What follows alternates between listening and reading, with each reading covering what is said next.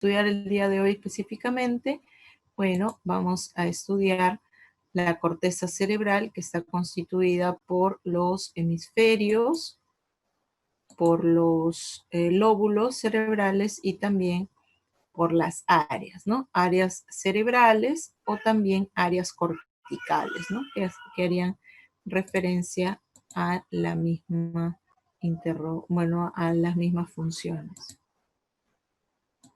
A ver, discúlpenme un momentito, estoy tratando de aperturar la ventana del chat para poder leer las preguntas que se planteen, ¿ya? Ok, ahora sí. Entonces, vamos a estudiar los hemisferios, los lóbulos y las áreas principalmente, pero también por ahí vamos a conocer otras estructuras, otras funciones que también son importantes, ¿ya? Entonces, vamos a estudiar en un primer momento ¿ya? La corteza como parte de de nuestro cerebro y a su vez de nuestro sistema nervioso central. Ahora, bueno, hay dos objetivos que se han planteado durante esta sesión. El primero de ellos es identificar las distintas partes y subdivisiones de la corteza cerebral, conocer las funciones que cumplen en la actividad psíquica, tanto básica como superior, y en el control de la conducta. ¿Ya? Recuerda que la corteza ¿ya? Cerebral hace posible el desarrollo de nuestro psiquismo básico, de aquellas actividades mentales innatas y compartidas con los animales, y también del psiquismo superior, ¿no? Aquellas actividades exclusivamente humanas y adquiridas, aprendidas. Ya está. Vamos a empezar la sesión recordando un poquito los puntos que estudiamos en la clase anterior. ¿Ya? Bueno, las dos clases anteriores donde estudiamos el sistema nervioso central, sistema nervioso periférico. Luego el sistema nervioso central se estudió la médula y el encéfalo, ¿no? Ahora, la clase pasada nos centramos en el estudio del encéfalo, del tronco encefálico que contiene la formación reticular, del cerebro que contiene a la corteza y la subcorteza. Claro que en la clase pasada nos centramos aquí, ¿no? En la subcorteza, en el sistema límbico, en el hipotálamo, en el tálamo, ¿no? Como estructuras que permiten emitir un conjunto de respuestas de supervivencia relacionadas con el aprendizaje y también con las respuestas emocionales, ¿ya? Ahora, el día de hoy es, bueno, dentro de los temas que se han planteado, vamos a centrarnos en la corteza. Ahora, por ahí hay una preguntita que ya se está planteando en la que dice, profesora, ¿corteza cerebral es igual a cerebro? No, no podemos decir igual, pero tomamos en cuenta que la corteza cerebral es parte del cerebro, ¿no? O sea, el cerebro se divide en dos zonas, en una corteza y en una subcorteza. ¿Ya? Entonces, si consideramos que es parte del cerebro, podríamos decir que sí, pero si somos ya más específicos, ¿ya? La corteza hace referencia a una parte de nuestro cerebro que se ha desarrollado ampliamente en individuos de nuestra especie, en la especie humana, ¿ya? Pero que junto con la subcorteza constituyen nuestro cerebro. ¿Ya? A ver, ¿qué es la corteza cerebral? Bueno, la corteza, que puedes observarla ahí en la imagen, es entendida como la parte más desarrollada del cerebro y que cumple funciones que abarcan tanto procesos psicológicos superiores e incluso básicos, así como el control de la conducta voluntaria, ¿no? Entonces, esas actividades que estás realizando en este momento como de pronto pensar, razonar, reflexionar, actividades como las de escribir, como las de planificar qué vas a hacer en los días siguientes, ¿no? En las semanas siguientes incluso, recordar lo que hiciste días atrás, etcétera. Todas esas actividades que se llevan a cabo de forma mental y también de forma conductual se desarrollan gracias a estas estructuras. La corteza cerebral podemos estudiarla de diversas formas, ¿ya? La corteza puede estudiarse a nivel de hemisferios, se puede estudiar a nivel de lóbulos, se puede estudiar a nivel de áreas, ¿ya? Vamos a estudiarla en primer lugar a nivel de hemisferios. ¿Qué son los hemisferios? Ya está, muy bien. Los hemisferios cerebrales son porciones que dividen lateralmente a la corteza cerebral, ¿ya? O sea, lo dividen en un lado izquierdo y en un lado derecho. Ahora, estas grandes porciones están conectadas por un haz de fibras nerviosas denominado cuerpo calloso, ¿ya? Mira, ahí en la imagen se plantean los dos hemisferios de colores distintos porque cada hemisferio cumple funciones distintas. Sin embargo, ambos hemisferios trabajan como una unidad, ¿ya? Se conectan, se comunican gracias al cuerpo calloso, ¿ya? Que es esta estructura ubicada en la parte interna, ¿ya? De una profundidad conocida como la cisura longitudinal interhemisférica. Así es como se llama, ¿no? Eso, bueno, ya es un término técnico. Pero lo que tienes que saber es que ambos hemisferios van a trabajar como bueno, en su conjunto, posibilitando que llevemos a cabo diversas actividades, ¿ya? Gracias al cuerpo calloso, ¿no? Que permite su comunicación. Ahora, este cuerpo calloso cumple con la gran función de comunicar y coordinar el trabajo de ambos hemisferios. Finalmente, cada hemisferio se divide en 4 lóbulos, en un lóbulo frontal, en un lóbulo parietal, en un occipital y en un temporal, ¿ya? Entonces, en cada hemisferio izquierdo y derecho encontramos 4 lóbulos. Ahora, ¿qué funciones cumplen estos lóbulos? Los vamos a estudiar más adelante. Nuestros hemisferios, ya cerebrales, cumplen determinadas funciones que hacen que se les conozca de manera peculiar como el hemisferio científico y el hemisferio artístico. El hemisferio científico es nuestro hemisferio izquierdo, que está vinculado con actividades mentales científicas, ¿no? Ya, ahora, cada hemisferio controla un lado del cuerpo.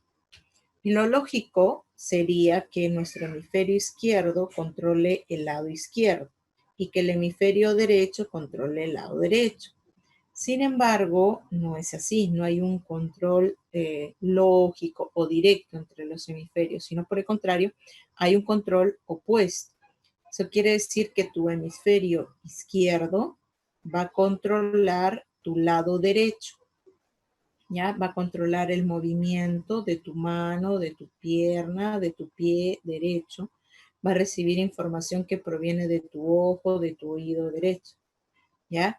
Y tu hemisferio derecho va a cumplir lo mismo con el lado izquierdo, ¿no? Entonces, la primera característica que tiene cada hemisferio es que controla el hemicuerpo opuesto, ¿ya? Ahora, el hemisferio izquierdo es llamado científico porque es el soporte material del pensamiento analítico, ¿ya? Es decir, que cuando estamos frente a algún elemento, un objeto, un sujeto, un lugar, una persona, lo que hace nuestro hemisferio izquierdo es descomponerlo en sus cualidades, en sus características, en sus propiedades, para poder conocerlo de mejor forma, ¿no? Para poder entenderlo. Entonces, por eso dice soporte material del pensamiento analítico. Ahora, también es el soporte material del pensamiento lógico, por eso algunos también le llaman el hemisferio lógico, ¿ya? Del razonamiento abstracto, es el soporte material del pensamiento secuencial. O sea, tu hemisferio izquierdo procesa la información paso a paso, uno por uno. Primero uno, luego dos, luego tres, luego cuatro y así, ¿no? Por otro lado, también es el soporte material del pensamiento convergente, de aquella forma de pensar que va en búsqueda de soluciones a determinados problemas, pero en un solo sentido, en una sola dirección. Busca una única respuesta, que es la correcta. También es considerado como el hemisferio verbal, porque contiene los centros del habla, de la lectura, la escritura. ¿ya? Aquí se encuentran las áreas lingüísticas, ¿ya? El área de Broca, el área de Wernicke, el área de Deggering, el área de Exner. Luego vamos a ver a qué se refiere cada uno de ellos, aunque se sintetiza ahí en el material, ¿no? ¿Ya? El área de Broca, que nos permite hablar, el área de Wernicke, que nos permite comprender, el área de Deggering, que nos permite leer, y el área de Exner, que nos permite escribir, ¿ya? Eso en el hemisferio izquierdo. En la mayoría de las personas, sobre todo en las que escribimos con la mano derecha. Todas las personas que escriben con la mano derecha, sus áreas lingüísticas están en su hemisferio izquierdo. Ahora, en el caso de las personas que escriben con la mano izquierda, los zurdos, la mayoría de ellos, sus áreas también están en el hemisferio izquierdo, pero hay un porcentaje mínimo donde sus áreas lingüísticas estarían en el derecho o distribuidos en ambos hemisferios. ¿Ya? Para ello se necesitaría de pronto un estudio mucho más minucioso, ¿no? ¿Ya? Pero en el caso de las personas diestras, ¿no? Las que escribimos con la mano derecha, nuestras áreas lingüísticas están sí o sí en el hemisferio izquierdo. Además, bueno, relacionado con el cálculo numérico, ¿no? Con la aritmética, cada vez que resuelves un problema matemático, ¿ya? Necesitas analizar el problema, descomponerlo en sus partes, necesitas operar, ¿no? De pronto razonar, ¿ya? Hacer cálculos, lo que implicaría la participación del hemisferio izquierdo. Ahora, tu hemisferio derecho, ¿ya? Es conocido por sus funciones como el hemisferio artístico. Algunos también le llaman el hemisferio afectivo, le dicen. Ya el hemisferio creativo también le denominan, porque es el soporte material de la imaginación y la creatividad. Tu hemisferio derecho trabaja con imágenes, ¿ya? Además, bueno, controla el lado izquierdo del cuerpo, es el soporte material del pensamiento sintético, o sea, aquel pensamiento que nos permite reunir, reintegrar las partes de un todo, percibiéndolo en su totalidad y asignándole un significado. También es el soporte material del pensamiento intuitivo, ¿no? Del pensamiento paralelo, o sea, mientras que tu hemisferio izquierdo procesa la información de manera secuencial, primero uno, luego el otro, luego el tercero, o sea, paso a paso, tu hemisferio derecho te permite procesar varias informaciones al mismo tiempo, por eso dice pensamiento paralelo. También es el soporte material del pensamiento divergente, el que busca varias soluciones a un determinado problema.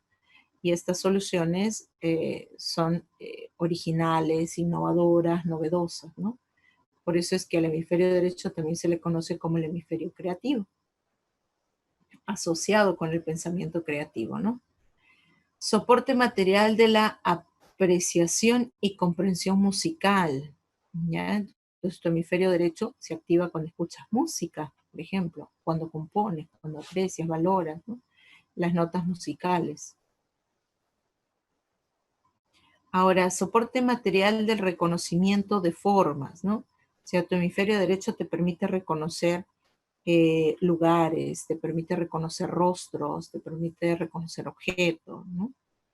Además te permite orientarte en el espacio y también establecer o reconocer cada una de las partes de tu cuerpo que constituyen tu esquema corporal, ¿ya? Y finalmente ese soporte material de la interpretación de la entonación del habla, o lo que se conoce como la prosodia, ¿ya? Tu hemisferio derecho te permite darte cuenta cuando alguien está siendo sincero, ¿no? Cuando alguien te está mintiendo, te permite darte cuenta cuando alguien está siendo sarcástico o de pronto cuando alguien está molesto por el tono que utiliza al momento de comunicarse. ¿Ya? Entonces, son formas en las cuales nuestro hemisferio derecho va a participar, ¿no? Esas funciones importantes para nuestra constante relación con el entorno. ¿Ya? Ahora, vamos a ver que, bueno, nuestros hemisferios, cada uno de ellos cumplen diversas funciones, pero también hay que tomar en cuenta que estos hemisferios contienen los lóbulos, ¿no? Ciertas porciones, y cada una de estas van a cumplir funciones distintas. Ahora, ¿qué pasa cuando se daña un hemisferio, ¿no? Cuando se lesiona, digamos así. Bueno, acá en esta imagen podemos ver incluso el cuerpo calloso, ¿no? Esta estructura que está acá en el medio, que conecta ambos hemisferios. Ahora, entonces, les decía, ¿qué puede suceder cuando se daña o se afecta un hemisferio? Bueno, ahí podrían presentarse consecuencias diversas, ¿no? Muy distintas. Una de ellas vendría a ser el hecho de que al dañarse un hemisferio, ya no se podría desempeñar ciertas funciones que estamos planteando acá. Sin embargo, hay casos de personas que han visto dañadas o de pronto afectadas determinado hemisferio, y se ha observado que el otro hemisferio asume, ¿no?, estas funciones del hemisferio faltante para que el ser humano pueda desarrollarse con normalidad, entre comillas, ¿no? Entonces, hay que tomar en cuenta que dentro del funcionamiento a nivel cerebral hay algunas capacidades y algunas cualidades que se han ido desarrollando, ¿ya? Una de ellas es la llamada plasticidad cerebral, ¿ya? Entonces, a ver, antes de continuar, van planteando algunas preguntitas aquí que quiero tratar de resolver. Por ejemplo, preguntan, ¿y qué pasa con personas que escriben con las dos manos, ¿no? Los llamados ambidiestros. Ya bueno, hay personas que han aprendido a escribir con ambas manos por diversas situaciones o factores, ya, pero siempre hay una mano que predomina, ¿no? Hay una mano con la que se escribe mucho más rápido, de pronto con mayor precisión, con mayor coordinación, ¿no? ¿Ya? Y eso evidenciaría el hemisferio que puede estar predominando en el sujeto. ¿Ya? Entonces yo escribo con la mano izquierda y la mano derecha. ¿Por qué? Porque cuando era pequeño tuve un accidente, me fracturé la mano derecha y por varios meses no pude utilizar, ¿no?, mi mano. Entonces tuve que aprender a escribir con la mano izquierda, y de ahí en adelante, ¿no?, escribo con ambas manos. Ya, pero inicialmente era diestro, ¿no? ¿Ya? Entonces escribía con la mano derecha, y eso implicaría que había un predominio tal vez del hemisferio izquierdo, ¿ya? Ahora, la pregunta, ¿es verdad que que las mujeres tienen el hemisferio derecho más desarrollado? Eso es un mito, ¿ya? Que se remonta hacia varios siglos atrás. Antes se creía que el predominio de un hemisferio en cada persona estaba determinado por el sexo. Es decir, que si nacía varón, iba a predominar un hemisferio, en este caso el hemisferio izquierdo, porque los varones suelen ser más intelectuales, más analíticos, más científicos, más lógicos, ¿no? En cambio, si nacía mujer, iba a predominar el hemisferio derecho, ¿ya? Porque las mujeres son más intuitivas, más afectivas, más emotivas, más creativas, ¿no? ¿Ya? Más perceptivas también eso, ¿no? Entonces, eso se creía por mucho tiempo, pero en la actualidad ya no podemos afirmar que por ser varón o por ser mujer va a predominar un hemisferio o van a desarrollar más un hemisferio que el otro. Eso va a depender de las experiencias que va teniendo el sujeto, va a depender mucho de la predisposición, de las aptitudes y también de la influencia del entorno social, ¿no? ¿Ya? Entonces, en la actualidad vemos varones, ¿no?, muy creativos, muy intuitivos, muy afectivos, muy artísticos, ¿no? ¿Ya? Y vemos mujeres muy intelectuales, muy lógicas, muy analíticas también. Entonces, depende de otros factores, no necesariamente, ¿ya?, de por ser varón o por ser mujer van a tener ese tipo de cualidades. Ahora,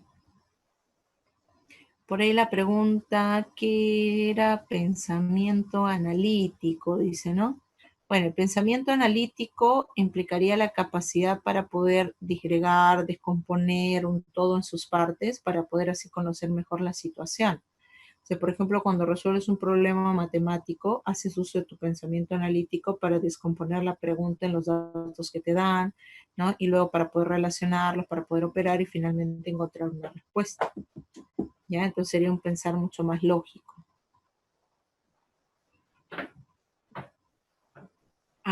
Justamente eso. ¿Qué pasaría si por algún motivo los hemisferios no se pueden comunicar mediante el cuerpo calloso? Digamos que la estructura del cuerpo calloso se daña y no comunica correctamente ambos hemisferios. Es muy probable que se presenten algunas dificultades en ciertas funciones. Y eso va a depender, ¿no?, de cada individuo, el grado de afectación que haya tenido. O en todo caso que la otra parte o cada cerebro asuma sus funciones por separado, ¿no? Pero son situaciones muy particulares. Ujú. Ya está. Entonces, continuamos.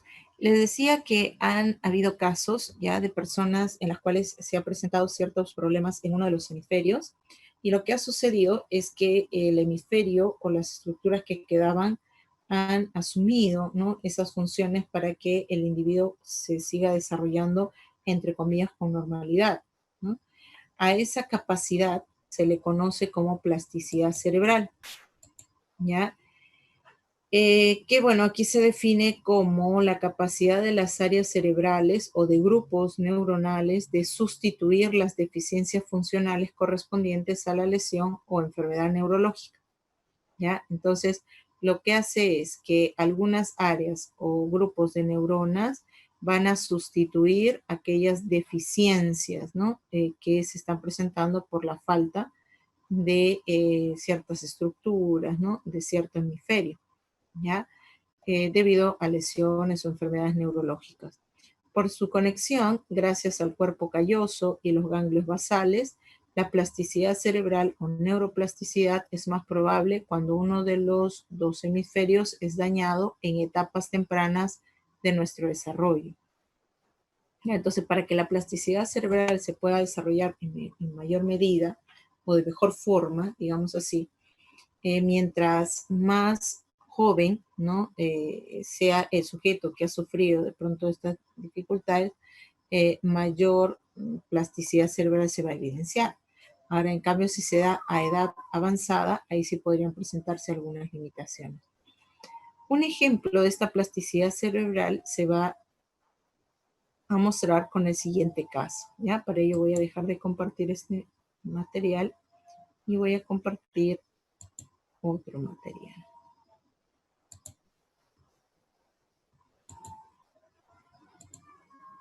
A ver, a ver. Ok, ahí está. Mira, aquí hay un caso. El caso de Nico, ¿ya? Bueno, llamado así para proteger de una u otra forma su identidad, ¿ya? Al que se le conoce como el niño que creció con un solo hemisferio cerebral. Bueno, el caso de Nico es sorprendente. Su hemisferio cerebral derecho fue removido casi por completo cuando tenía 3 años y 7 meses de vida para para sanar sus crisis epilépticas que no tenían cura farmacológica. A pesar de esto, su desarrollo cognitivo fue completamente normal, constituyéndose en un claro ejemplo de plasticidad cerebral. Su caso, además, permite echar por tierra el popular neuromito del cerebro creativo, es decir, el derecho, o del cerebro lógico, el hemisferio izquierdo. Ahora, Nico, sin hemisferio derecho, ha desarrollado un gran talento artístico. Arriba vemos una de sus obras más originales, ¿ya? Abajo, una reproducción del cuadro de Monet, Impresión Sol Naciente. Y al centro vemos imágenes de la anatomía de su cerebro, donde se observa el hemisferio faltante, ¿no? Entonces ahí podemos ver la anatomía de su cerebro y cómo es que, a pesar de que no tenía el hemisferio derecho, pudo desarrollar funciones, ¿no?, de este hemisferio que estaba ausente. Y eso debido a qué? A que probablemente el hemisferio izquierdo y sus estructuras pudieron sustituir, digamos, que esas falencias y posibilitaron ese desarrollo, ¿no? ¿Ya? Entonces, esto es un caso que ejemplifica esta llamada plasticidad cerebral. ¿ya? En el año 2014, Carmen López Escribano y Antonio Moreno publicaron el artículo llamado Neurociencia y Educación, estudio evolutivo de un caso de hemisferectomía, ¿ya? Documentando el caso de Nico, a quien se le removió uno de sus hemisferios cerebrales a temprana edad. ¿Ya? Entonces, como sufrió, digamos que de esta operación alrededor de los 3 a 4 años más o menos, entonces esta plasticidad cerebral se desarrolló adecuadamente, ¿no? Incluso pudo sustituirse muchas funciones y permitir que se lleve a cabo un desarrollo normal. Pero ¿qué hubiera pasado si esta situación se hubiera dado, no sé, a los 30 años, 35, 40 años? Probablemente no se hubiera dado la misma plasticidad cerebral. Chicos, entonces, no necesariamente crea un nuevo tejido o una nueva estructura, sino que se asume, ¿no? Funciones de la parte que falta, ¿ya? No necesariamente que pueda haber una regeneración, sino que ya las neuronas que constituyen, digamos que el hemisferio que queda, ya asume, ¿no? Dichas funciones. ¿Mm? Ahora, continuamos entonces.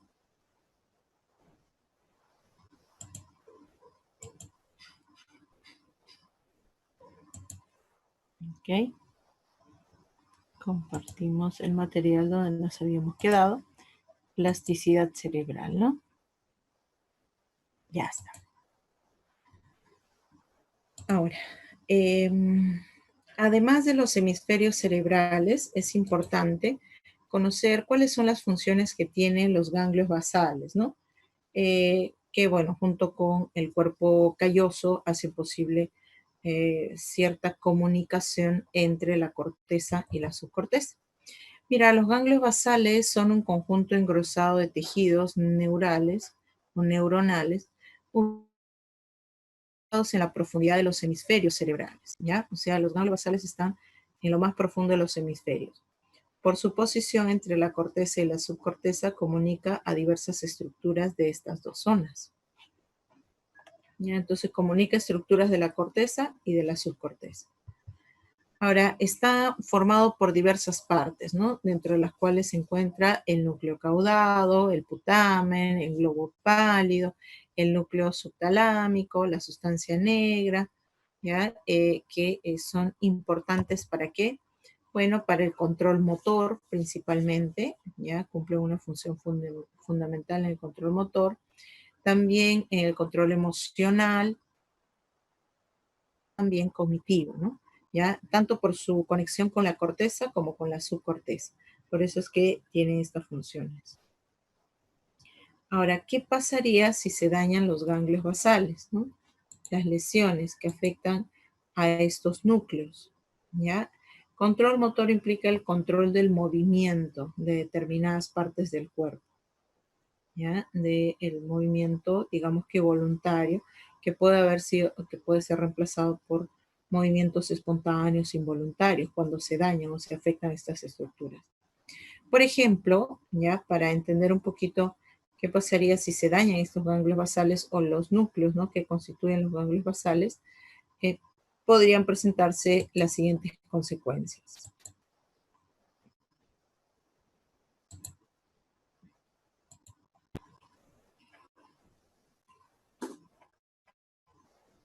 Mira, lesiones en los ganglios basales. Ahí en la imagen puedes observar ya dónde están ubicadas estas estructuras. Ah, perdón. A ver.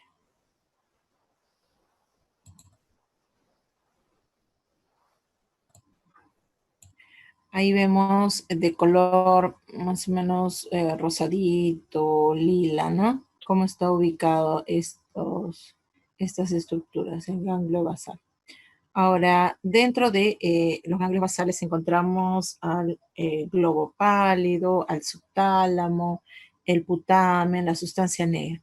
Ahora, ¿qué sucede si el sujeto ya experimenta una lesión en el globo pálido? Bueno, va a sufrir, ¿no? Como consecuencia movimientos, o va a mostrar como consecuencia movimientos de contracción de una mano, un brazo, el cuello o la cara de origen espontáneo y muchas veces continuo, ¿no? Como se puede observar ahí en la imagen, en la niña, ¿no? A lo que se conoce como la atetosis, ¿ya?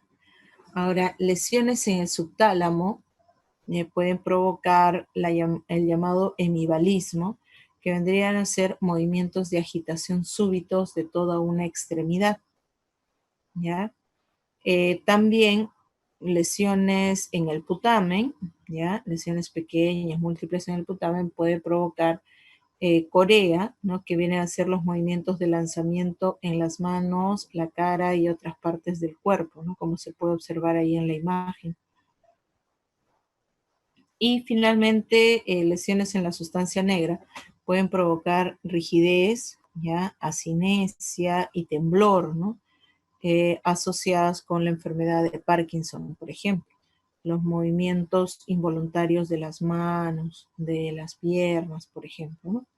Entonces, como los ganglios basales tienen una participación importante en el control motor, es por eso que si se daña, ¿no? Estas estructuras se van a ver afectados los movimientos que emite la persona, ¿no? De forma voluntaria y van a emitirse de pronto de forma espontánea, involuntaria, sin control.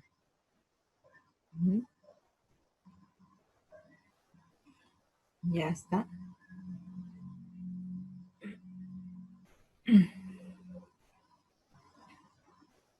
Entonces, eso vendrían a ser algunas funciones importantes que podemos mencionar con respecto a estos ganglios basales.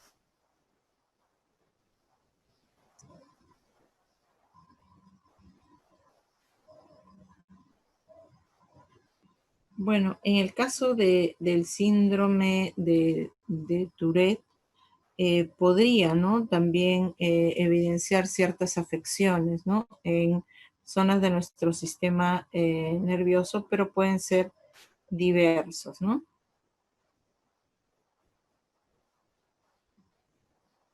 Ya generalmente están vinculados más con dificultades en los neurotransmisores, ¿no? En la producción de serotonina, de dopamina, de norepinefrina, ¿no? Pero ya se tendría que hacer un estudio mucho más detallado, ¿no? De pronto de este síndrome para especificar claramente cuáles podrían ser las causas, ¿no? Que afectan principalmente a este problema.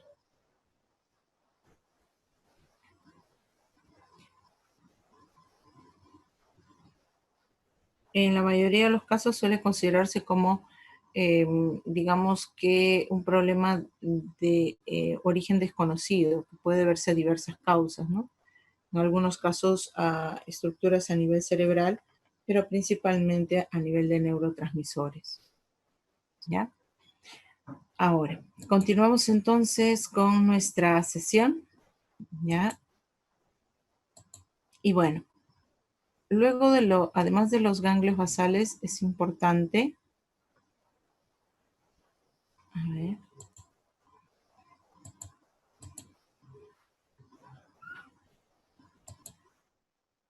tomar en cuenta otras estructuras que constituyen nuestra corteza cerebral, ¿ya? Dentro de las cuales están los lóbulos cerebrales.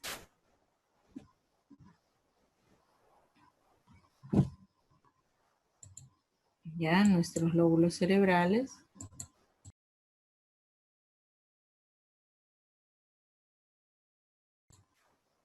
Que es otra forma, en todo caso, de estudiar la corteza, ¿ya?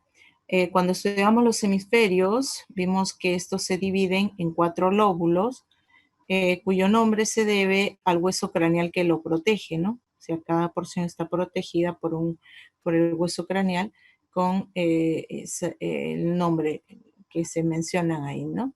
Ahora, el lóbulo frontal es el que está a la altura de nuestra frente, ¿ya? Nuestro lóbulo parietal en la parte posterior de la cabeza, el lóbulo temporal a la altura de nuestro oído, de nuestra sien, y el lóbulo occipital a la altura de nuestra nuca, más o menos, ¿ya? Ahora, cada lóbulo se establece o se constituye gracias a las llamadas cisuras o hendiduras, ¿no? Gracias a la cisura de Rolando, o también conocida como la cisura central, se divide el lóbulo frontal del parietal. Gracias a la cisura de Silvio, o también llamada cisura lateral, se va a dividir al lóbulo frontal del temporal. Y gracias a la cisura parieto-occipital, se va a dividir al lóbulo parietal del occipital, constituyéndose así nuestros 4 lóbulos, ¿ya? Ahora, cada lóbulo va a cumplir una función en particular, ¿no? Una función o una serie de funciones específicas, ¿ya? Dentro de las cuales vamos a mencionar algunas de las más importantes. Por ejemplo, nuestro lóbulo frontal es esencial o es muy importante en la conducta que llevamos a cabo de forma voluntaria y en el psiquismo superior, es decir, en las actividades exclusivamente humanas, ¿ya? Ahora, está involucrado en el control de la conducta voluntaria, ya que aquí se encuentran neuronas de donde parten los impulsos nerviosos que van a viajar a través de la médula y del sistema nervioso periférico hacia músculos y tendones. Por eso dice involucrado en el control de la conducta voluntaria, en el control del habla, ¿no? Si podemos hablar es gracias a una estructura ubicada dentro de nuestro lóbulo frontal, y también permite que el sujeto pueda tomar decisiones, pueda comportarse en función a los valores, ¿no? Predominantes como parte de su carácter, pueda analizar, pueda abstraer, pueda razonar, pueda darse cuenta de su realidad, pueda planificar, pueda organizar diversas actividades, debido a que dentro del lóbulo frontal hay una pequeña porción, ¿no? Una porción significativa que es conocida como el área o la corteza prefrontal, ¿no? Que cumple una serie de funciones importantes, dentro de las cuales vamos a mencionar algunas de ellas. ¿Ya? Vamos a mencionar aquellas funciones más importantes. Vamos a compartir este material para poder entender un poco más acerca de a qué se refiere, ¿ya? Mira, como puedes observar en la imagen, dentro del lóbulo frontal, ¿ya? Hay una gran porción a la que se le conoce como el área o corteza prefrontal, ¿ya? Porque está dentro del lóbulo frontal, ¿no? La parte previa. Por eso, prefrontal. ¿Cuáles son sus funciones? Específicamente, actividades mentales complejas y superiores, ¿no? Por ejemplo, determinar el tamaño de la memoria, la perseverancia, la planificación, la organización, planificar o prever el futuro, de pronto evaluar situaciones tomando en cuenta ciertos criterios, controlar los impulsos, la supervisión, el autocontrol, ¿ya? A nivel emocional, la solución de problemas, pensamiento crítico, pensamiento racional, la conciencia para darse cuenta de lo que está pasando alrededor de cada uno de nosotros y lo que pasa en nuestro interior, los afectos, ¿no? Los sentimientos, los estados de ánimo, la motivación, la voluntad, la creatividad, la personalidad, la inteligencia, todas esas actividades que son propias del ser humano, ya se desarrollan gracias a esta zona de nuestro lóbulo frontal, ¿ya? Ahora, ¿qué pasa si se daña esta zona, no? ¿Qué pasa si se daña nuestra área o corteza prefrontal?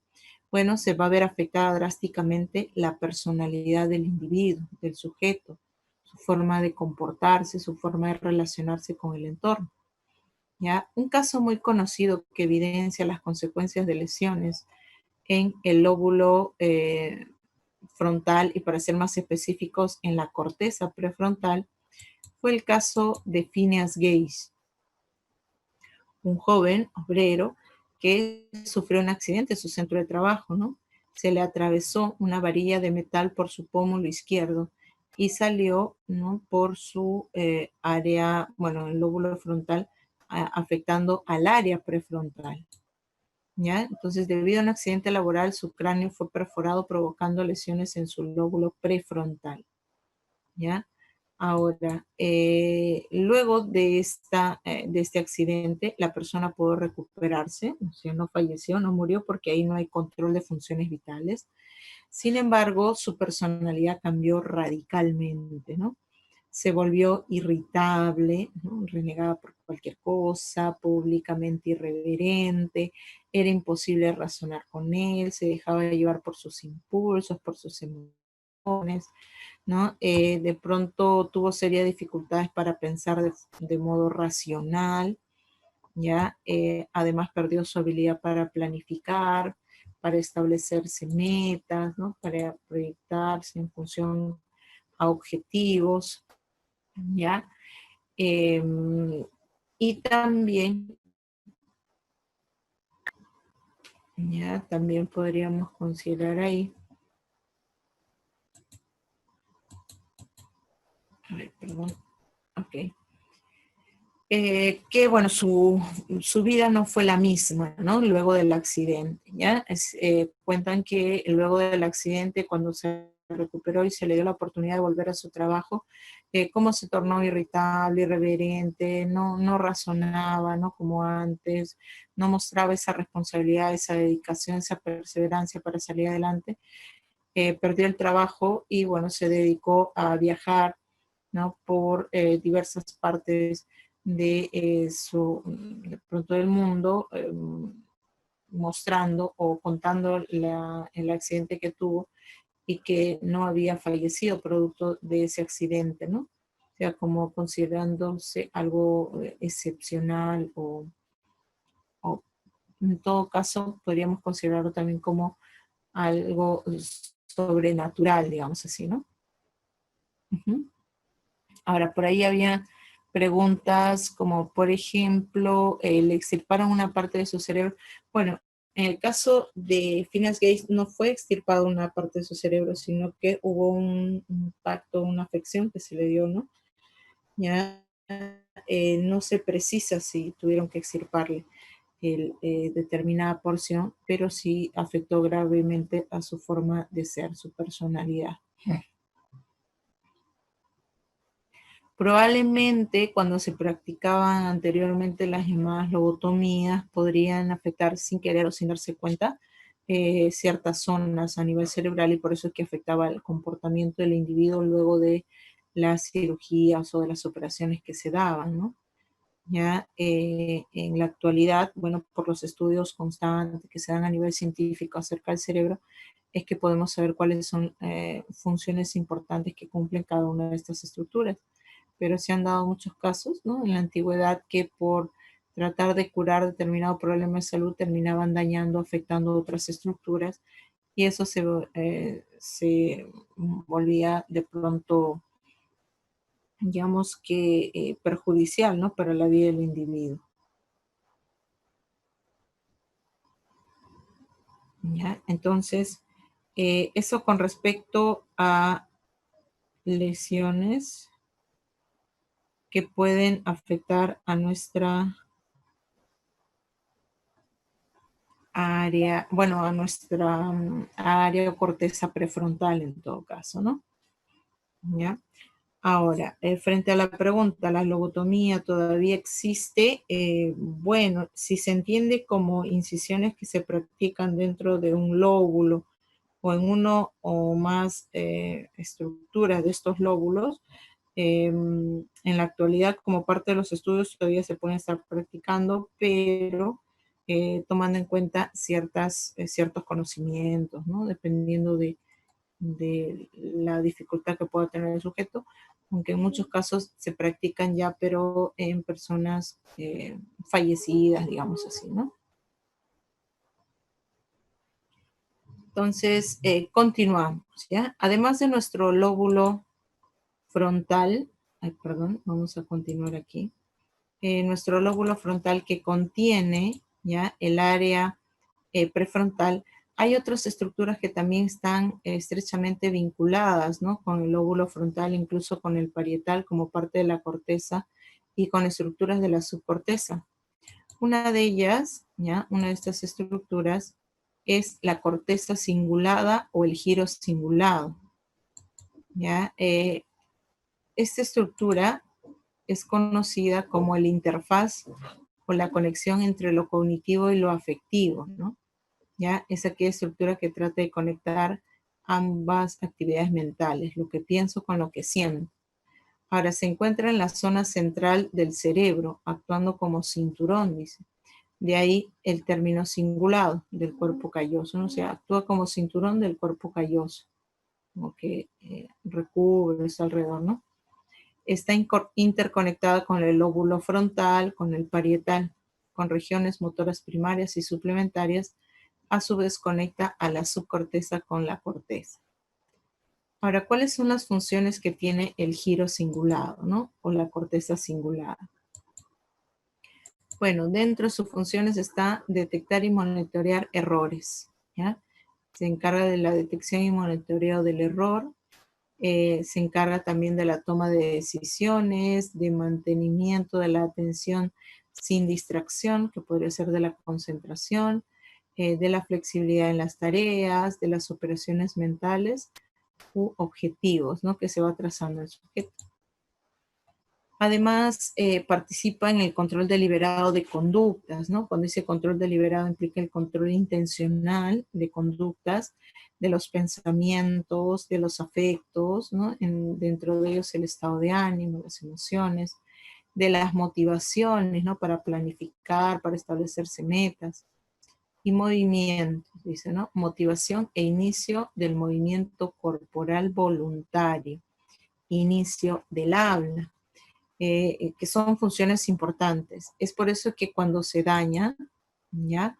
La corteza cingulada o el giro cingulado, una de las consecuencias es el mutismo, ¿no? El silencio impuesto o voluntario, ¿ya? Debido a que está relacionado con el inicio del habla.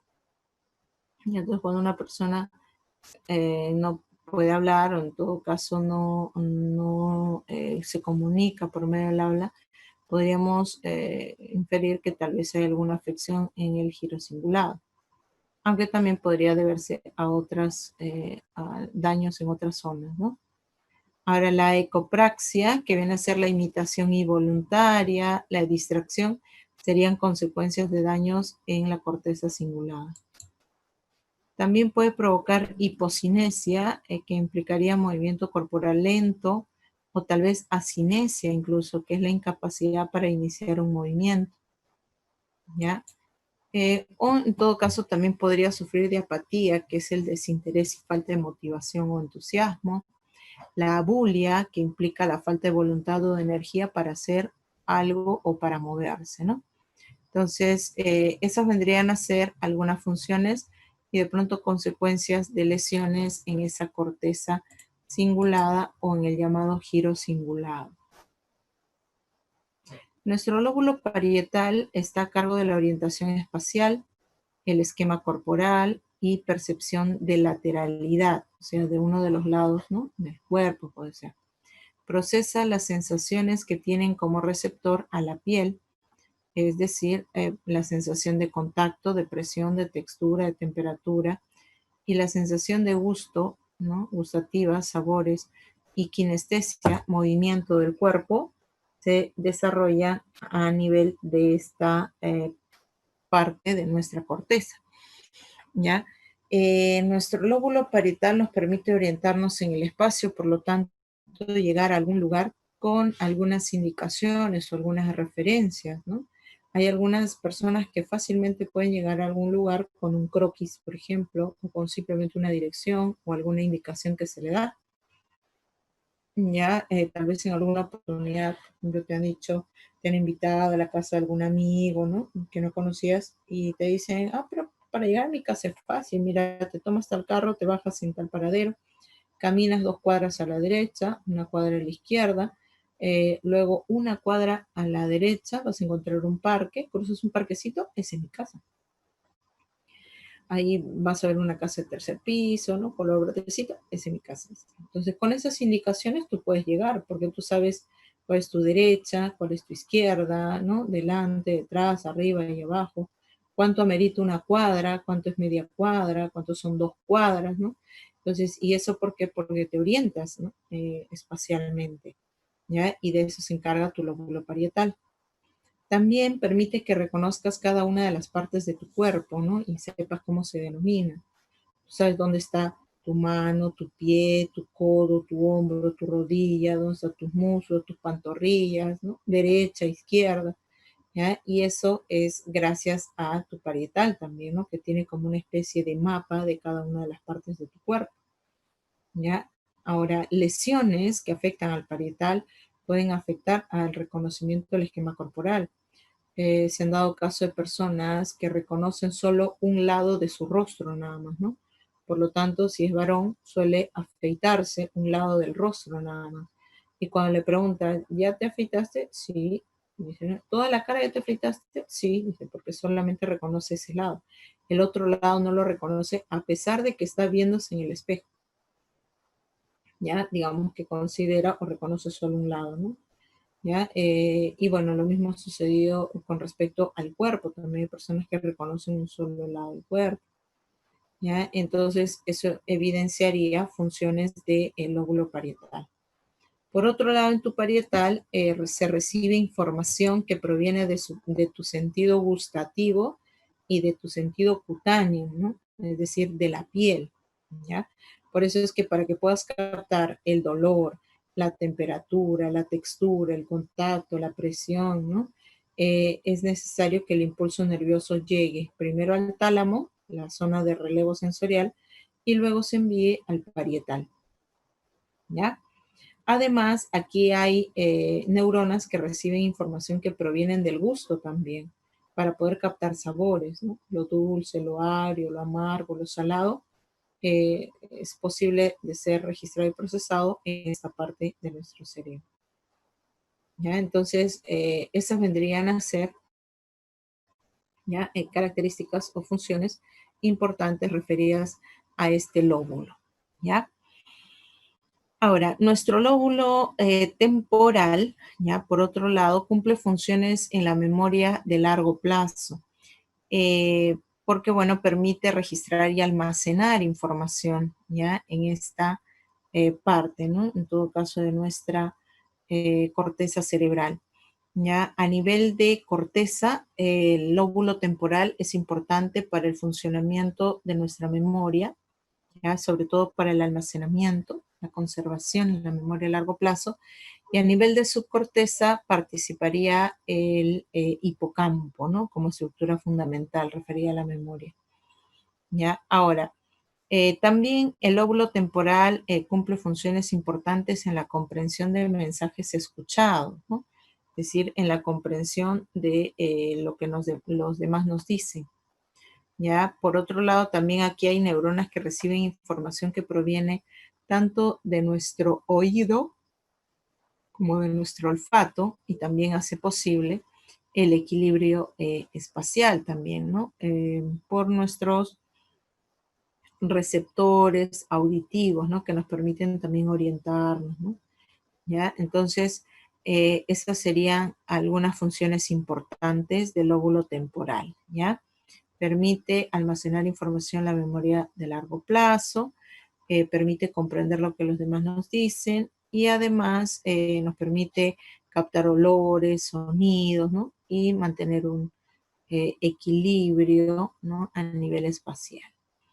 ¿Ya? Y finalmente, ¿ya? El lóbulo occipital, ¿no? Que vendría a ser aquella zona que recibe información que proviene de nuestra vista para captar colores, formas, tamaños, matriz, brillantez de las cosas, ¿no? Que si se daña puede traer como consecuencia para el sujeto ceguera, ¿no? El no poder captar las diversas cualidades provenientes de nuestro receptor visual, o en todo caso puede sufrir también de agnosia de reconocimiento, conocida también como la prosopoagnosia, que es no poder reconocer las, digamos, los rostros de personas conocidas o familiares, ¿no? En nuestro entorno, ¿ya? Y también puede traer como consecuencia alucinaciones visuales, en todo caso, ¿ya? Entonces, lesiones en el occipital puede traer diversas consecuencias, ¿no? Una de ellas podría ser la prosopagnosia, no reconocer rostros familiares, puede ser ceguera o puede ser alucinaciones visuales, ¿ya? Entonces, em, estas vendrían a ser algunas de las estructuras, ¿no? Importantes que constituyen nuestra corteza a nivel de lóbulos, ¿ya? Recuerda que tenemos lóbulos izquierdos y también tenemos lóbulos derechos, ¿ya? Y cada uno de ellos van a ir cumpliendo estas funciones que hemos mencionado.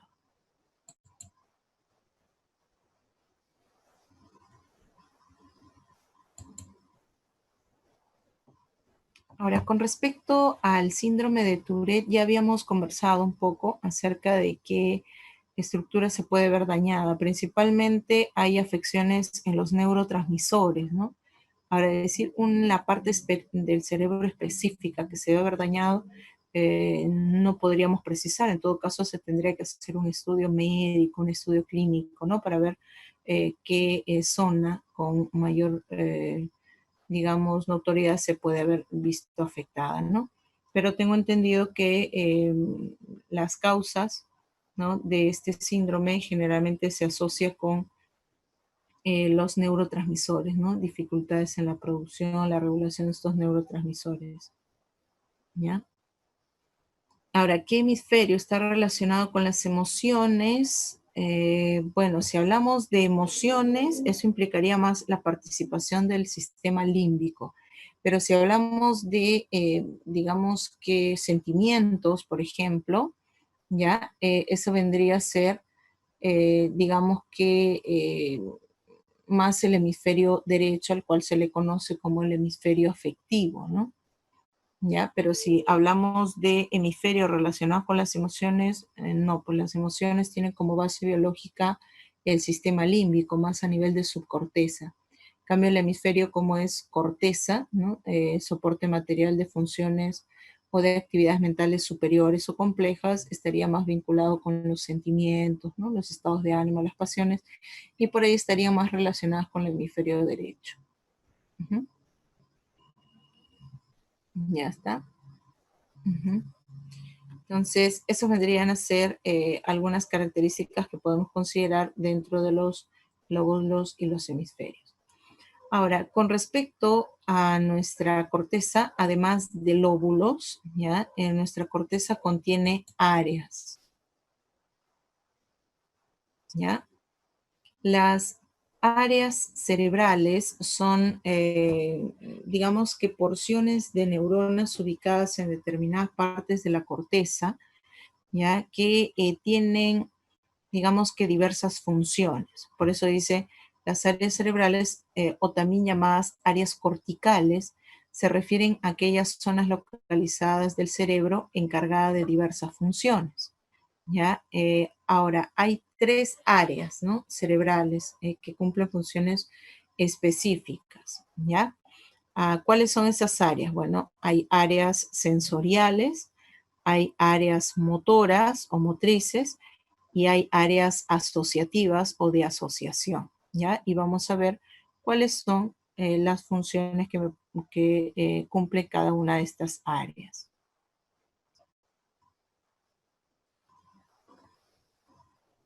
A ver, pregunta, ¿cómo diferencio cuando me dicen que el lóbulo temporal tiene la función de emociones y el sistema límbico.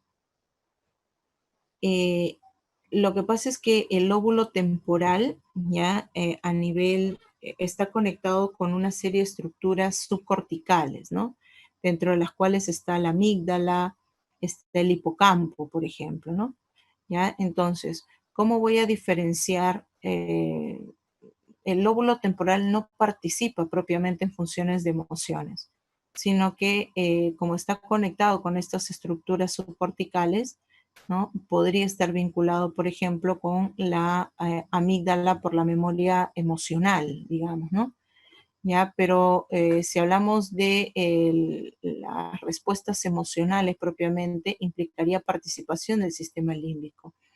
El lóbulo temporal se encarga más de almacenar información en la memoria, se encarga más de procesar sensaciones auditivas y olfativas, ¿ya? Y también hace posible la comprensión del lenguaje hablado, ¿no? ¿Ya? Eso justamente por las áreas lingüísticas que se encuentran en este lóbulo. ¿Ya? Entonces, no hay que confundir, no es que el lóbulo temporal participa directamente en las emociones, ¿no? De eso se encarga el sistema límbico, ¿ya? En general, sino que, vuelvo a repetir, por su relación, ¿no? Con estructuras subcorticales, podríamos decir que puede haber cierta participación, ¿no? A nivel emocional, pero no está determinado por este, ¿ya? Ahora, pasamos, o bueno, estábamos estudiando las áreas cerebrales y dentro de ellas ya encontramos en un primer momento a las áreas sensoriales, ¿ya? Ahora, las áreas sensoriales vienen a ser zonas que procesan diversas sensaciones de gusto, de pronto del olfato, de la audición, del tacto, es decir, de información que proviene de los diversos receptores sensoriales, ¿ya? Ahora, ¿dónde encontramos áreas sensoriales? Lo encontramos en el lóbulo temporal, en el occipital y en el parietal. En el lóbulo frontal no hay áreas sensoriales, ¿ya?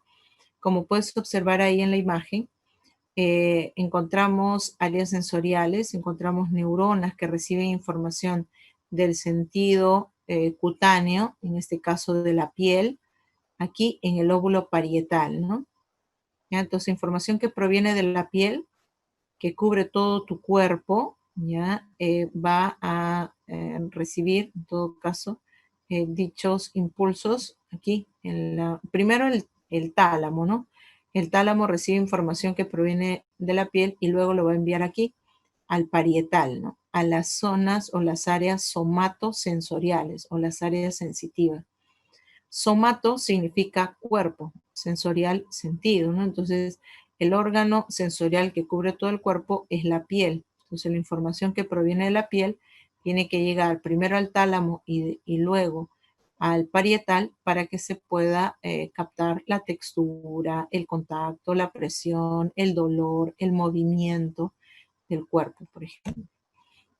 Pero además en el parietal hay áreas gustativas, ¿no? O sea, hay neuronas que reciben información que proviene del gusto, ya para poder captar los sabores, ya lo dulce, lo agrio, lo salado, lo amargo, ¿no? Ahora, en tu lóbulo occipital también hay áreas sensoriales, pero que reciben información que proviene de la vista, para poder captar el color, la forma, el tamaño, el matiz, la brillantez, incluso la profundidad, ¿no? De determinados elementos de la realidad. En el lóbulo temporal ya tenemos información, bueno, neuronas que reciben información del oído para captar sonidos o ruidos y hay una porción, ¿no?, de neuronas que reciben información proveniente del olfato para captar olores agradables, desagradables, aromáticos, pútridos, ¿no? Entonces, esas vendrían a ser las áreas sensoriales, ¿no? O sea, son porciones de corteza que reciben información de los sentidos para poder experimentar sensaciones. Ahora, otro tipo de áreas vienen a ser las áreas motoras o también llamadas áreas motrices, ¿ya? Las funciones de dichas áreas se vinculan a emitir y regular las órdenes de movimientos controlables, dice, ¿no? Incluso los movimientos que emitimos de manera habitual y sin tanto planeamiento, ¿ya? Entonces, a llevar a cabo conductas voluntarias, pero que debido a su constante repetición pueden tornarse automáticas y ya no necesitan tanta planificación, ¿no? De pronto tanto análisis o evaluación, ya como el caminar, por ejemplo, en cada uno de nosotros, ya sea digamos que tornado de forma habitual. Pero ¿de dónde parten los impulsos nerviosos o dónde se generan los impulsos nerviosos para llevar a cabo estos movimientos voluntarios en las áreas motrices, ¿no? Que observas ahí en el gráfico, que están ubicados en el lóbulo frontal, ¿ya? El área motora primaria, el área motora suplementaria, el área premotora, ¿no? De ahí parten estos impulsos nerviosos, ¿ya? Entonces, ¿dónde se ubican las áreas motrices a nivel de lóbulos? Se ubicarían en el lóbulo frontal, ¿ya? En los lóbulos frontales. Ahora, continuamos. Un tercer tipo de áreas vienen a ser las áreas asociativas, o también llamadas áreas de asociación. Estas áreas son zonas más extensas de la corteza cerebral, o sea, es mucho más amplio que las sensoriales y las motrices. Ahora, estas áreas integran la actividad de las áreas primarias sensoriales y las relacionan con las áreas motoras del córtex. O sea, justamente se llaman áreas de asociación porque van a, digamos, integrar o relacionar la información que proviene de los sentidos con los movimientos voluntarios que surgen en las áreas motoras. Y además participan de funciones psíquicas superiores por contener al área prefrontal vinculado al pensamiento y al carácter y las áreas del lenguaje, ¿ya? Entonces, las áreas asociativas ya contienen al área prefrontal y contienen a las áreas lingüísticas. Y bueno, ahí observamos, ¿no? Por ejemplo, en mayor cantidad las áreas de asociación auditiva, hay área de asociación somatosensorial, ¿no? En el lóbulo frontal hay mayor cantidad de áreas asociativas. Por eso es que el lóbulo frontal es el soporte material de las cualidades exclusivamente humanas, ¿ya? Entonces, esas vendrían a ser las tres áreas, recuerda, ¿ya? Sensoriales, motoras y asociativas. Ahora, acabamos de leer que dentro de las áreas asociativas, ¿ya? Encontramos las áreas del lenguaje, o también llamadas áreas lingüísticas. ¿Cuáles son esas áreas? A ver.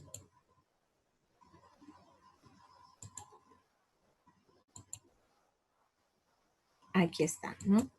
Las áreas del lenguaje. Para que nosotros podamos hacer uso de esta facultad, ¿no? Exclusivamente humana, para poder comunicarnos, para poder asimilar y transmitir información, ¿ya? Y relacionarnos con nuestro entorno, es importante que estas áreas funcionen con normalidad, funcionen correctamente. De lo contrario, el sujeto va a sufrir de ciertas discapacidades con respecto al manejo del lenguaje. Ahora, ¿cuántas áreas de lenguaje hay? Bueno, según lo que se plantea en la imagen, hay 6 áreas, pero hay 4 funciones importantes, ¿no? ¿Ya? Por ejemplo, el área de Exner, ¿ya? Y el área de Luria superior, ambos están relacionados en la coordinación del movimiento de la mano y de los dedos en la actividad de la escritura. O sea, el área de Exner hace posible que podamos escribir junto con el área de Luria superior. Por eso dice, junto al área de Exner también participa en la elaboración de la escritura. Claro, muy bien, Piero. Generalmente conocemos 2 áreas. Hemos escuchado hablar de 2 áreas de lenguaje, el área de Broca y el área de Wernicke. ¿Ya? Pero además de esas 2 áreas, hay otras áreas más, que son el área de Exner, ¿no? Y el área de Deggering, ¿ya? Entonces, para que tú puedas escribir, ¿ya? Se activa, en todo caso, tu área de Exner ubicado en tu lóbulo frontal, ¿ya? El área de Exner está en el lóbulo frontal. Ahora, además del área de Exner, en el lóbulo frontal está el área de Broca, ¿no? Cuya función primordial es la codificación o elaboración de mensajes hablados o articulados oralmente. Es decir, el área de Broca hace posible que podamos hablar, ¿no? Es el área del habla, ¿ya? La producción del lenguaje hablado, digamos así.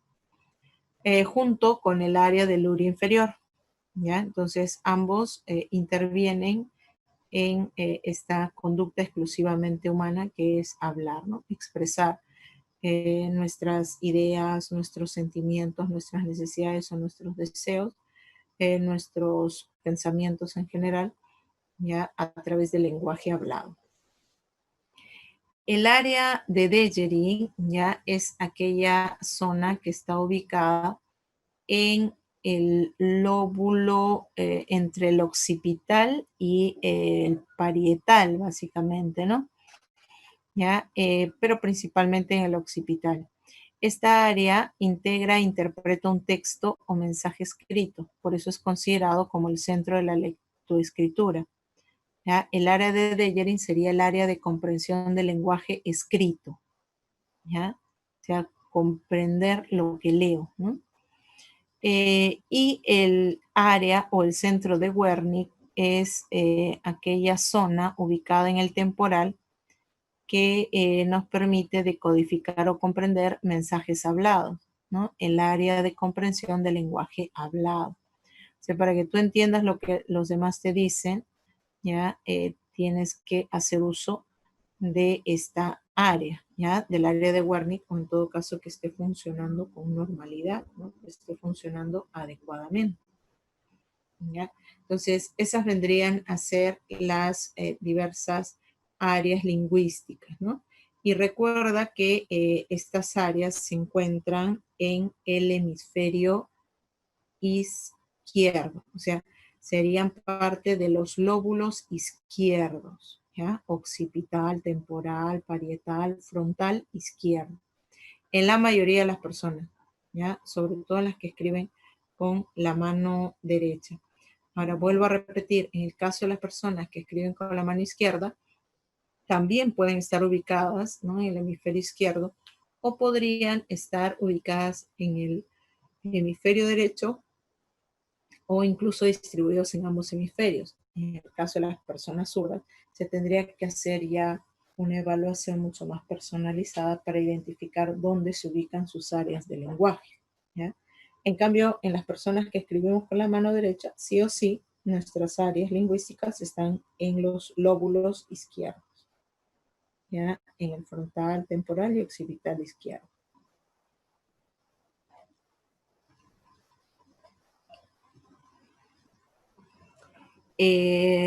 A ver, Piero, no es que no sean fijas, sí son fijas.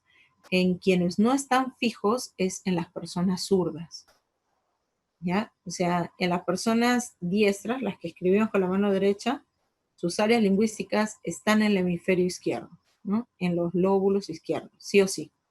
Para donde no estarían fijos serían en las personas zurdas, ¿ya? Porque en muchos de ellos están sus áreas de lenguaje en el hemisferio izquierdo porque es el hemisferio dominante, ¿ya? Pero hay un porcentaje mínimo que no están en ese hemisferio, sino en el hemisferio opuesto o en ambos. Pero ese es en el caso de las personas zurdas, que en comparación a las personas diestras son en menor cantidad, ¿no?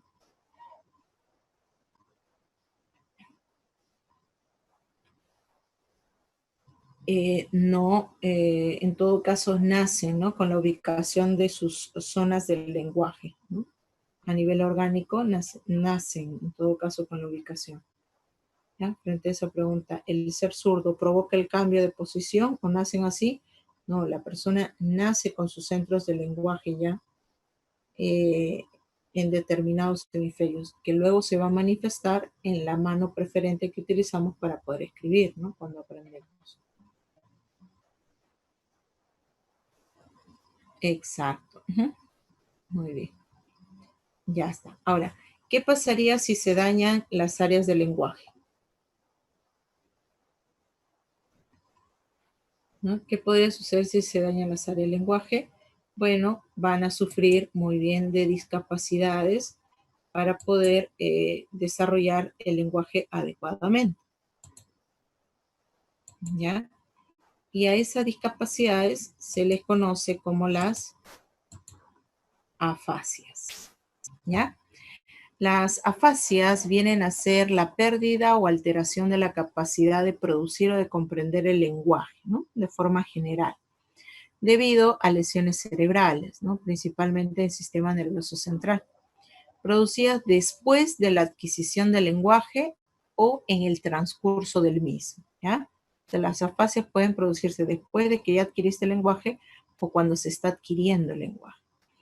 Ahora, el término afasia fue creado en el año 1864 por el médico francés Armand Trousseau y procede del vocablo griego afasia, ¿no? O apasía, ¿ya? Sin palabra, que se traduce como sin palabra. Ahora, las afasias afectan a un número importante de personas. De las afasias, las más comunes son la afasia de comprensión, ¿ya? Y la afasia de expresión. La afasia de comprensión, ¿ya? Es aquella que se produce por lesiones en el área de Wernicke, ¿ya? Y bueno, se evidencia con la incapacidad para comprender lo que los demás nos dicen, ¿ya? En cambio, la afasia de expresión, ¿ya? Es aquella que daña el área de Broca, ¿no? La que se produce por daño en el área de Broca, lo que hace imposible que el sujeto pueda expresarse, ¿no? Que pueda hablar, ¿ya? Entonces, esas son las afasias más comunes, pero hay otras afasias también, ¿no? Que pueden dañar otro tipo de funciones del lenguaje, ¿ya? Ahora, bueno, la imagen que está ahí nos puede ayudar para poder recordar más o menos qué caracteriza la fascia de Wernicke y qué caracteriza la fascia de Broca, pues, ¿no? En el caso de Wernicke se utiliza incluso el mismo nombre para poder referirse a esas lesiones, ¿ya? Entonces, una persona que ha, digamos, sufrido una alteración, una afección, ya una lesión en determinados lóbulos, que puede ser el temporal, tal vez el frontal, ¿no? O incluso el occipital, podría generar estas afasias.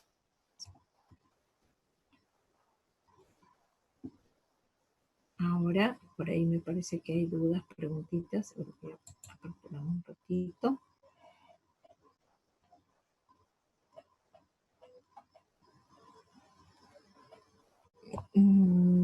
Ya, a ver, un momentito por ahí. Vamos a ver.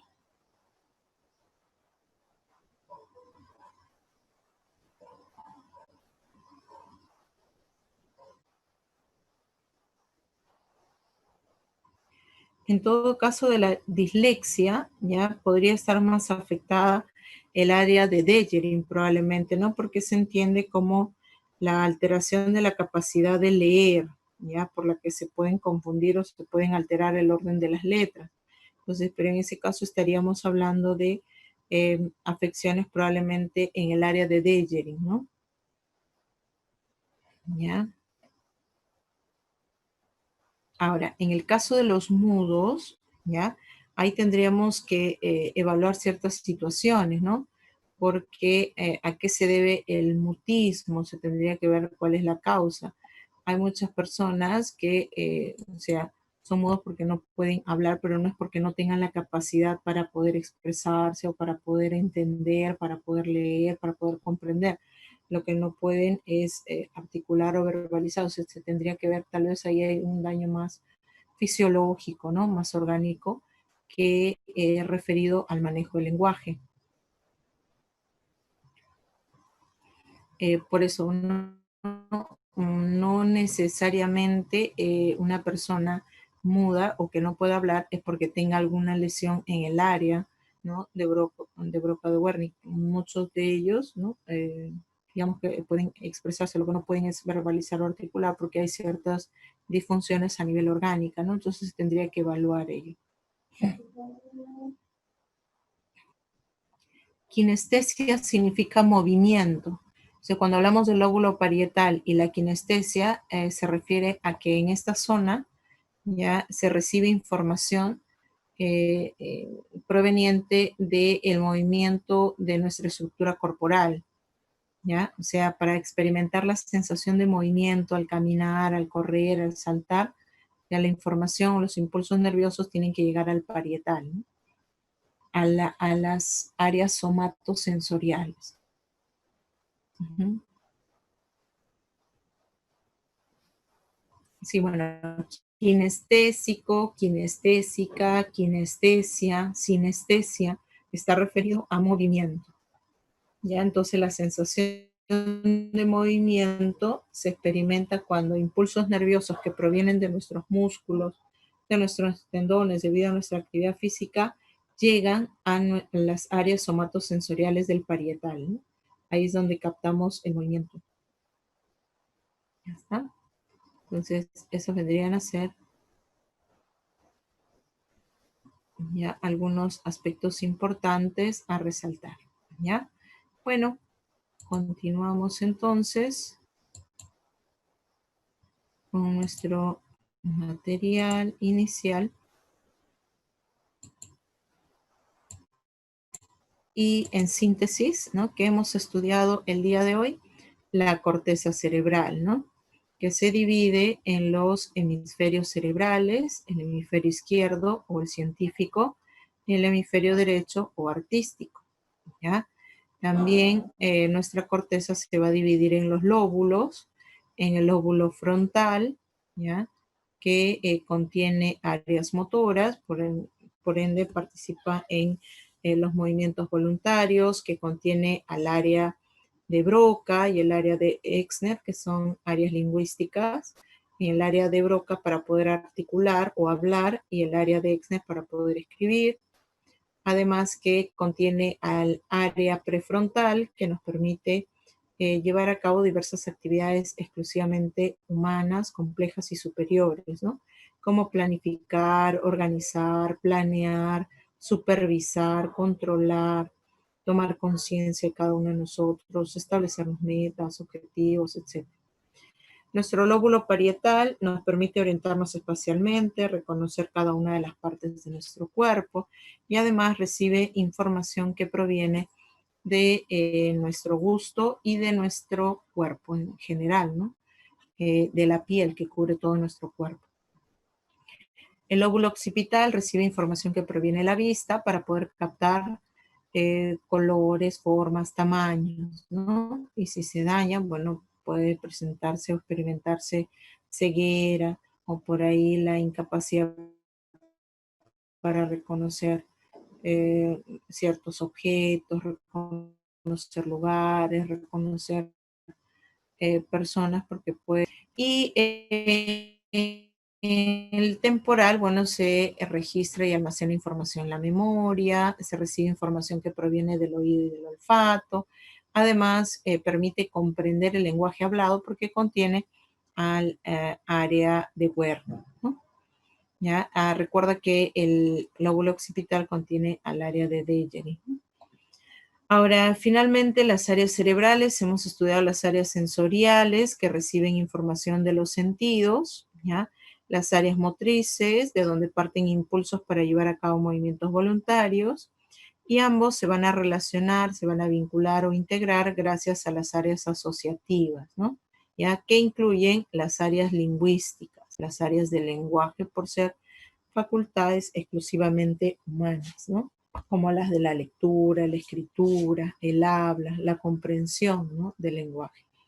¿Ya? Entonces, esos son los puntos que hemos estudiado el día de hoy y ya retroalimentando lo que hemos visto estas últimas semanas, encontramos el siguiente esquema, ¿no? Que sintetiza las estructuras biológicas que hemos estudiado y de pronto algunas características importantes que hemos ido conociendo.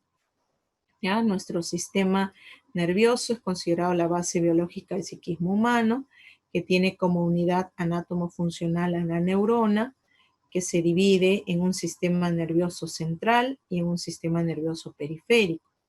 el sistema nervioso central, ya que es el soporte material de nuestras actividades mentales y conductuales complejas, bueno, conscientes e inconscientes, constituido por el encéfalo y por la médula espinal, ¿no?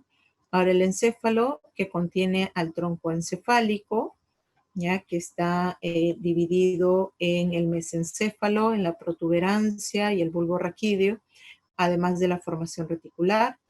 El cerebro, ¿no? Que se divide en una corteza, en hemisferios, lóbulos y áreas, y en una subcorteza, ¿no? Hipotálamo, tálamo y otras estructuras del sistema límbico. Ahora, en el caso del hipotálamo, se encarga de regular al sistema nervioso autónomo, al simpático y al parasimpático, manteniendo el equilibrio interno, ¿ya? Además de que se requiere la participación del sistema nervioso somático, de los nervios espinales y craneales, ¿ya? Para poder llevar a cabo movimientos voluntarios, ¿ya? Entonces, esos vendrían a ser, digamos que, las bases biológicas del psiquismo. Ahora hay que tomar en cuenta que además del sistema nervioso, también hay una participación muy importante del sistema endocrino, ¿ya? A nivel glandular, a nivel hormonal. Sin embargo, es el sistema nervioso el conjunto de estructuras fundamentales para que llevemos a cabo nuestras actividades mentales y para que mostremos un determinado comportamiento. Chicos, entonces eso vendría a ser, digamos que los puntos que vamos a, que tenemos que manejar para resolver una pregunta de examen de admisión, ya referida a este tema, ¿no? Que es un tema muy amplio, ¿ya? Ahora pasaríamos ya para ir cerrando nuestra sesión del día de hoy, a la resolución ya de las, digamos, preguntas de tu práctica dirigida. Ya está. A ver, partiríamos por el solucionario entonces. Yo supongo que ya ustedes han ido marcando sus claves. Y bueno, simplemente van a verificar, ¿no? Las claves que han ido marcando.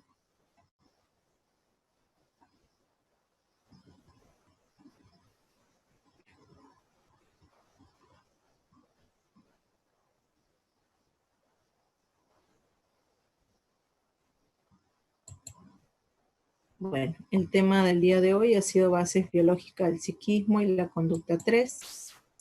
Hemos estudiado la corteza principalmente, ¿ya?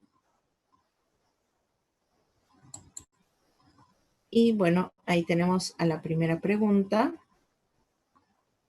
Perdón, vamos a compartir acá la primera pregunta.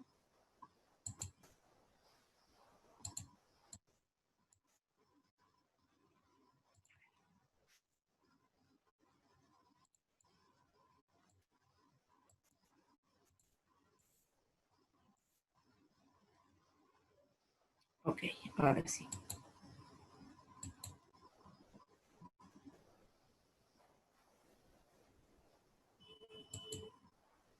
Ya está.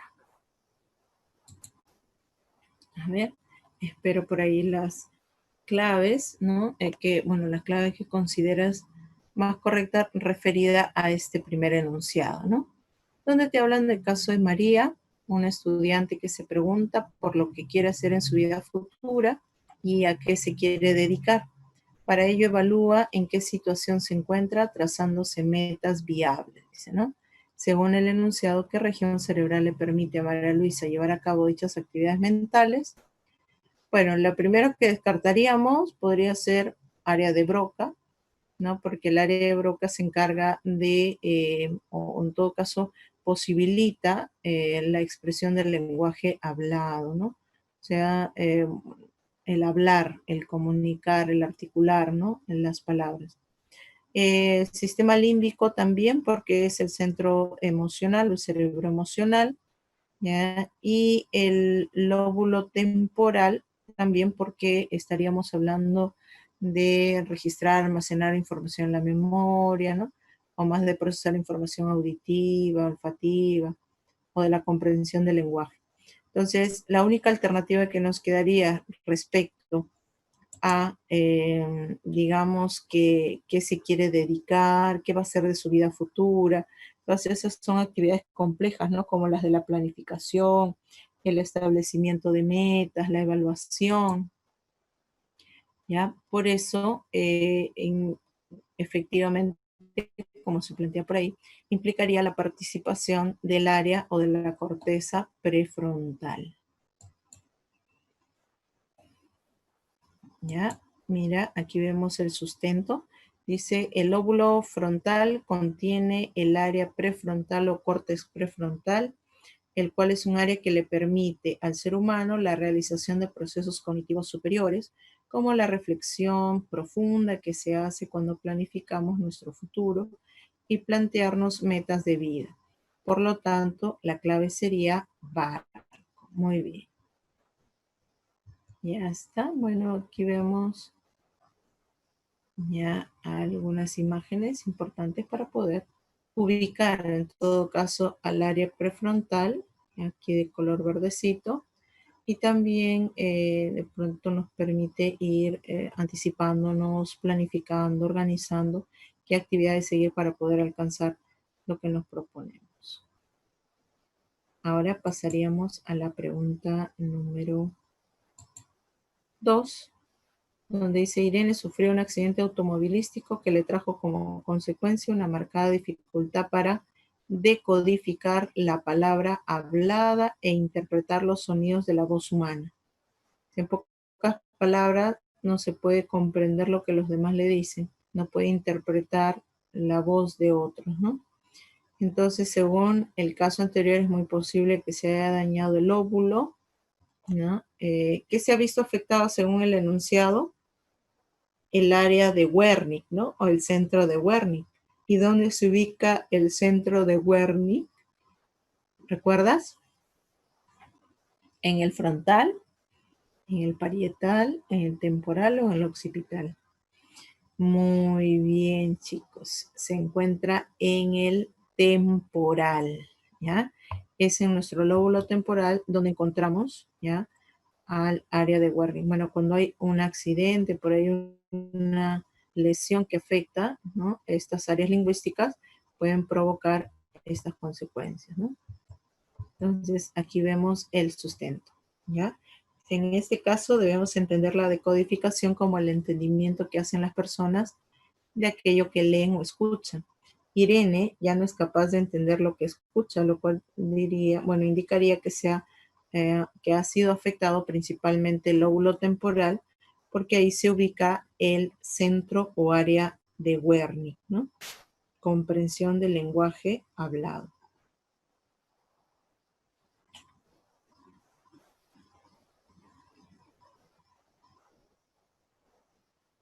Ya está.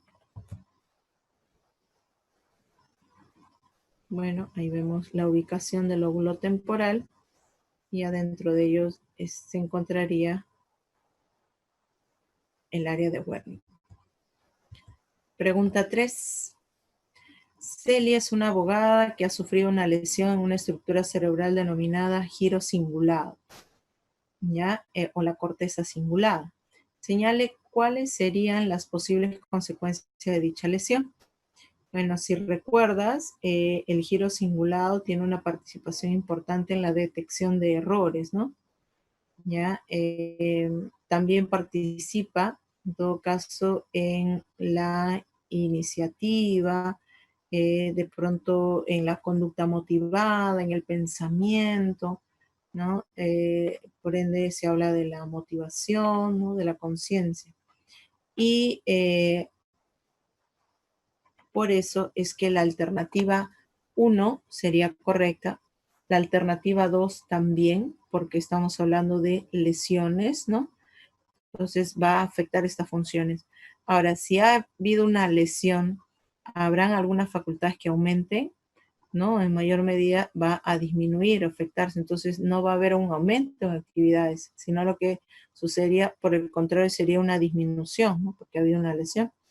Entonces, la clave sería 1 y 2 nada más, ¿no?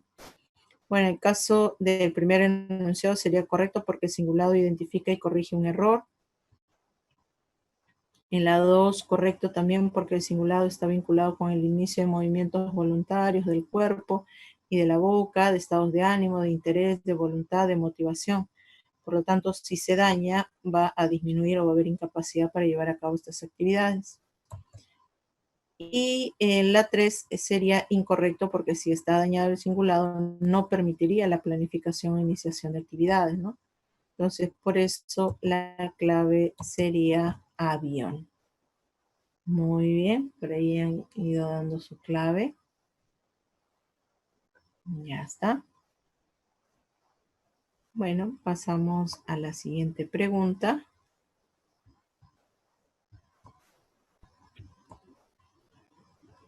La estructura cortical, es decir, de la corteza, responsable de la creatividad y el pensamiento con imágenes, y cuya lesión provocaría problemas para entender las pistas no verbales y obedecer las reglas de comunicación, sería, ¿cuál sería? A ver, si dice responsable de la creatividad y el pensamiento con imágenes, ¿ya? Cuya lesión provocaría problemas para entender las pistas no verbales y obedecer las reglas de comunicación. Entonces, en este caso, no estamos hablando de lóbulos, estamos hablando de hemisferios, ¿ya? Y el hemisferio creativo, ¿no? El que trabaja con imágenes sería el derecho. Muy bien, el hemisferio derecho.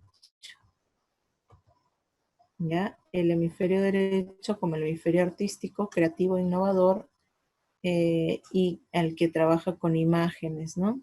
Con esta región permite imaginar, fantasear, reconocer rostros, colores, lugares, gestos y reconocer el tono afectivo del lenguaje, a lo que se le conoce como la prosodia. Por lo tanto, la clave sería dado. Ya está. Y bueno, aquí vemos una imagen en la que se plantean algunas características del hemisferio derecho, ¿no? Asociado con la perspicacia, con la percepción tridimensional, con el sentido artístico, con la imaginación, ya el sentido musical y además de controlar la mano izquierda.